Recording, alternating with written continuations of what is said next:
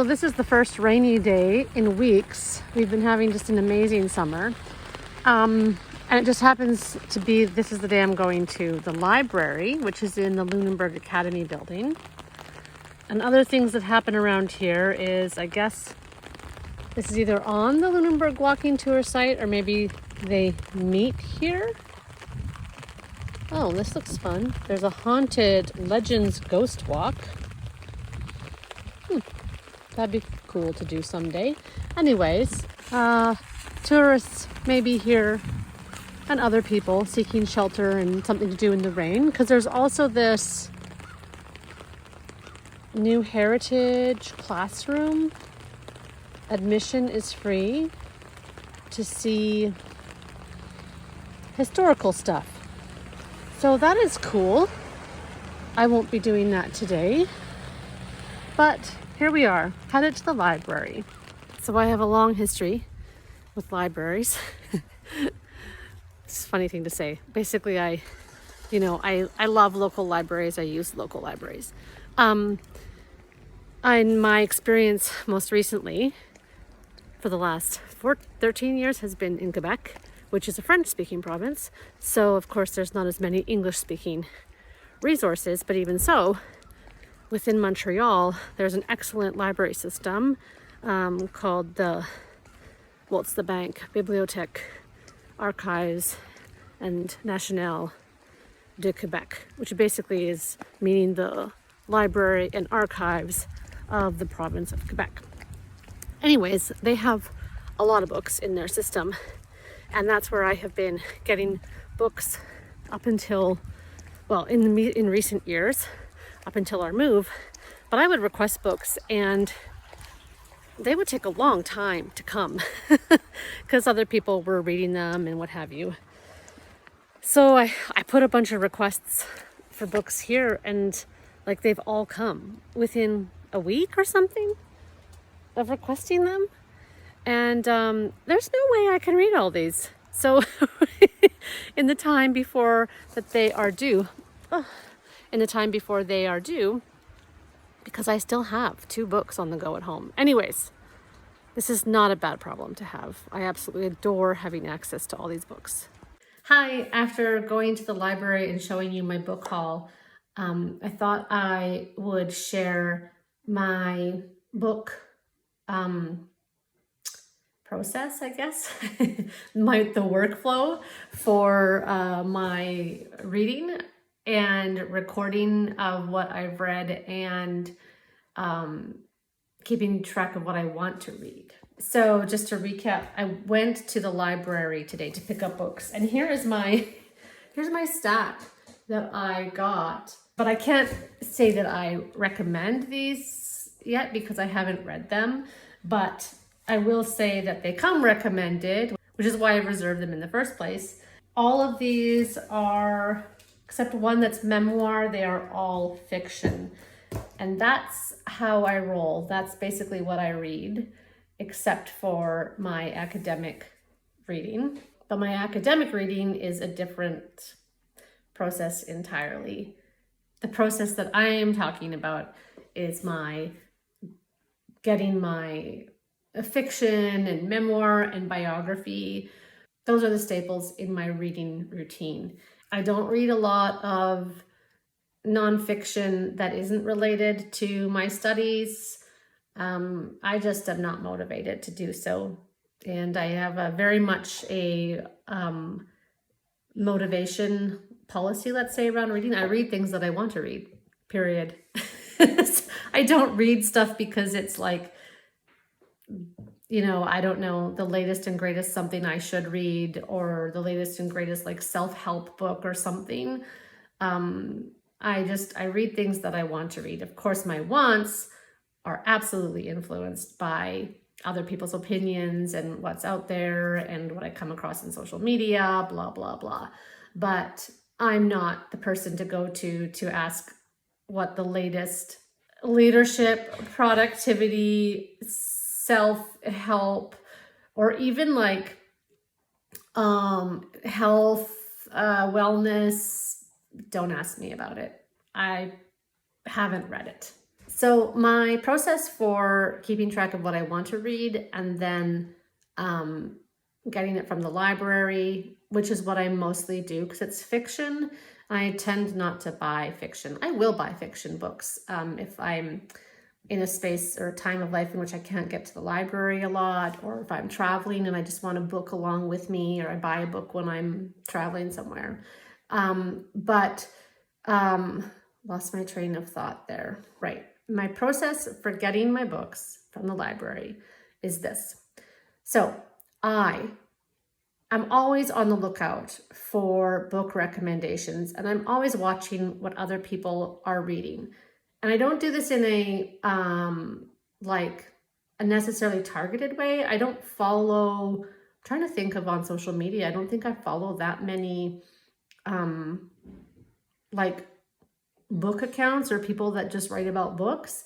Nothing comes to mind.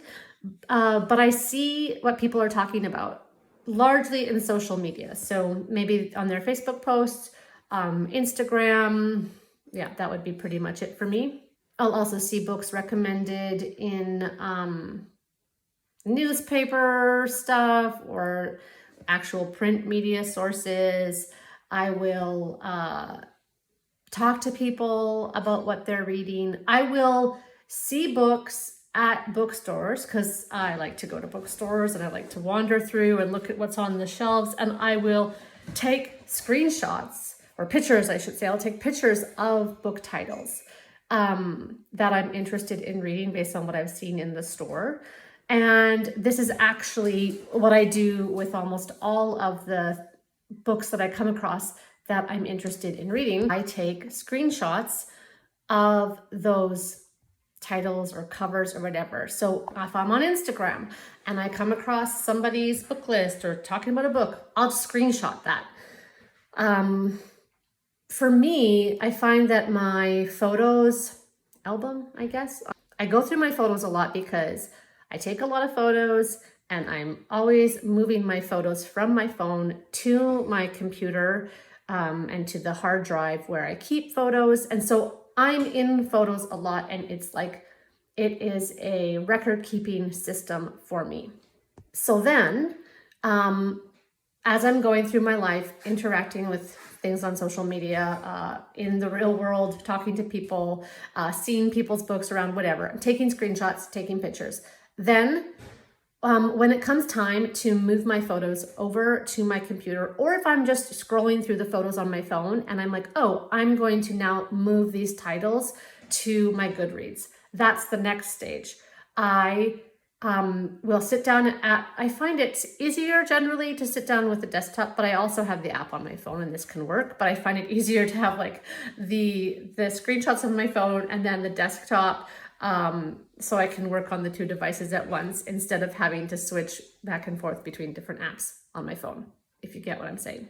So then I will add all these titles that I have been saving in my photos to my Goodreads account under my to read pile or to read shelf. Then when it's time to reserve more books from the library, and here's where I reveal like my library usage. I never, as in I cannot remember the last time I went to the library and just walked through and looked for things and then like got the call numbers in advance and then went to that particular shelf and looked for that book.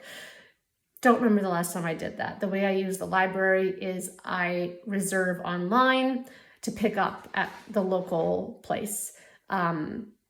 In Montreal, unfortunately for me, the best place for me to get books, the one with the access to like across the province, and also it's a French-speaking province, so I needed to expand the access to where the English books were.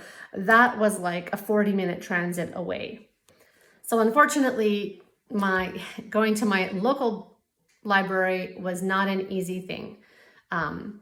And I worked it into my schedule, but this is part of my thrill in living here in Lunenburg County, is that my local library is like 10 minutes away. And like I showed earlier, they have a great selection through the reserve. So going back to that point, yeah, so I reserve books is how I use the library. And to decide what I want to put on reserve as I am finishing up books that I'm reading and need something new to read, I go into my Goodreads and I look at my to reads shelf and I scroll through there because there's a lot of stuff in there. I have so many things in there. I just dump things in there and I will never read even half of those or even 3/4 of those. But that doesn't matter to me. I'm just using it as a dumping ground for ideas of things I would like to read. So I'll scroll through my Goodreads to read shelf, and I reserve titles that are available to reserve, or that the library system that I'm looking in has, based on what's in my to read shelf. And then on the other end of it, after I have read the book, I add it to Goodreads in my read shelf. This process of getting them over from having read them to adding them to Goodreads can take a long time. I have different ways of keeping track of that information and managing that process or workflow. I will screenshot, or no, I'll take a picture of a book title, like, the cover, like an actual hard copy book. I'll take a picture of that. I'll screenshot if it's a digital, like, audio book that I'm listening to. And that's a whole nother process. I'm not going to get into audiobooks right now. So take a picture of it. So I use the visual cue method, the same way that I use for finding books. I will also write down book titles in random places. I don't have like a little book log or anything, but I do have like various journals. I'm also not going to sidetrack into journals here, okay? and planners and what have you, but often I will use sticky notes. I will use any piece of paper that I have. I will use, some way of recording what I have read. Kind of similar even to finding books. Like when I see something, I'll write it down anywhere. But anyways, I will record what I have read, and eventually it will make it over to Goodreads. And by the time I add it, sometimes it has been like months or even years after I've read a book. I'm trying to shorten that cycle a bit from the years-long gap, because I'll just come across things. Especially, I used to keep track of what I was reading in my bullet journal, and I don't use a bullet journal system anymore. And so then, it might be 6, 8 months, a year until I move everything over from that journal page where I recorded to Goodreads. But that was what I was doing before, and I'm not doing that anymore. What is my point here? My point is that things show up on Goodreads as books I've read quite far out from when I've read them, potentially quite far out from when I read them. So, and then I don't like that part because it'll keep track of the date I've added the book, but that date does not correspond to the actual time in my life in which I read the book. I used to do a lot of tagging in Goodreads. Sometimes I even wrote reviews, and I don't do that anymore at all. I was just like, I need to make this process as simple as possible. So they're all just shelved under the read shelf, as in, READ, the books that I've read. And I used to do a lot of tagging of different things. I don't anymore. So that's the system I use for keeping track of what I want to read, finding what I want to read, keeping track of what I want to read, and then how I access those books, which is largely the library, then how I keep track of what I have read. I think that pretty much covers it. And I wanted to end this little book talk with a recommendation for the best book that I have encountered in the last few months. I say encountered because I listened to this book.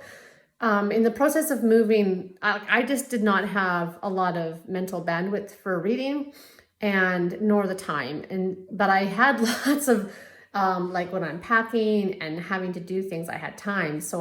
And also we did a lot of driving. So I did an audiobook and I listened to The Covenant of Water by Abraham Verghese. I'm not sure how to pronounce his last name. And that was a fabulous book. Sweeping, epic, but also loved the context, loved the setting of India through the 20th century up into like, I guess the 70s, starting in the turn of the century. And I have loved previous books of his. So When Breath Becomes Air, which he wrote, or maybe wrote the foreword to, by Paul Kalanithi, and Cutting for Stone, I've also read of his. But I see he's got more in here. I'm in Goodreads right now. Looks like I should read The Tennis Partner. He's a medical doctor and an amazing writer. Some people just are so talented.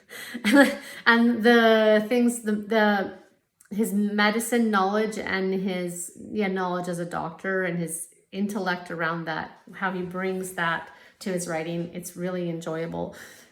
Sometimes it's also a little bit like stomach turning and I get tense listening. That's especially because I listened on audio to this last one. So I get a little like, what's the word? Not BBGB, creeped out. The word is escaping me. Squeamish, that's the one. Feel a little squeamish listening to some of it. But excellent. I can't recommend that book enough. And honestly, there's nothing else that I've read in the last few months or listened to in the last few months that I can give that much of an outstanding review for or recommendation for. I've got a few books on the go right now, but I'm still waiting to see if they're gonna grab me. I'm like halfway through and I'm like, grab me, please. But we'll see. I'm also listening to Demon Copperhead by Barbara Kingsolver. Demon Copperhead right now. And of course, I mean, basically everything Barbara Kingsolver does is amazing. So goes without saying that this is going to be an amazing book, but it's also Pulitzer Prize winner or whatever. It's been on my to-read list since it came out. But I'm listening to this one because I had one of those like Audibles trying to get you to sign up. So they give you 3 months for 99 cents a month or something. So I'm like, that deal is too good to pass up. And I definitely have books I want to listen to. So anyways, listening to that, I have this deck from the library and 2 more that are on the go right now. And there's no way I'm going to read all of this before they are needed to be returned. So it's going to be a pick and choose and set aside for later. That was a long book talk, but I love books. I love talking books, and I also like sharing processes and systems. So maybe what I shared might be helpful for some people. Also, you can follow me on Goodreads. So I just checked my Goodreads profile, and I've been on there since February 2008, so 16 years. It's interesting. I have interests on here. I haven't touched this thing for such a long time, and the photo I have up there is like ages old. Anyways, you can follow me on Goodreads to see what I have read, or what's on my currently reading shelf or whatever. If you want ideas for yourself. I don't engage there. I don't like have conversations with people there, but if it's like a place that you would find helpful to find books and keep track of books, I am on there. As Renee Tuga, or search for Renee Tuga. And anyways, you can find me there. Okay, that was a long book talk, and maybe I'll even do some reading today.